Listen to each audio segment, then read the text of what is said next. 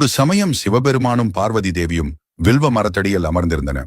அப்போது ஒரு குரங்கு வில்வ இலைகளை ஒவ்வொன்றாக பறித்து கீழே அமர்ந்திருந்த பார்வதி மற்றும் சிவபெருமானின் மீது வீசிக்கொண்டிருந்தது. இந்த காட்சியை கண்ட பார்வதி தேவிக்கு சிறிது கோபம் வந்தது.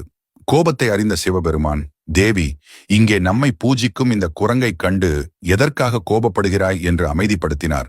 அதே சமயம் பரமேஸ்வரன் அந்த குரங்கின் மனதில் உள்ள அஞ்ஞானத்தை நீக்கி மெய்ஞானத்தை அருளினார். ஞானம் பெற்ற குரங்கு விரைவாக கீழே இறங்கி சிவபெருமானை வணங்கி தனது பிழையை மன்னிக்க வேண்டியது. அதற்கு ஈசன், நீ பிழை எதுவும் செய்யவில்லை, சிறந்த வில்வ இலைகளால் எங்களை பூசித்தாய். அதன் பலனாக நீ அடுத்த பிறவியில் சூரிய குலத்தில் அரசனாக பிறந்து ஆட்சி செய்வாயாக என்று அருளினார். அதற்கு தலைவணங்கிய குரங்கு, என் பெருமானே, நான் மானிட பிறவி எடுத்தாலும் உலக மாயையில் மயங்காமல் என் முகம் குரங்கு முகமாகவே இருக்க அருள் செய்ய வேண்டும். அது எனக்கு இந்த பிறவியை நினைவூட்டவும் இறை பக்தியுடன் நல்ல உணர்வுகளோடு இருக்கவும் உதவிடும் என்றது.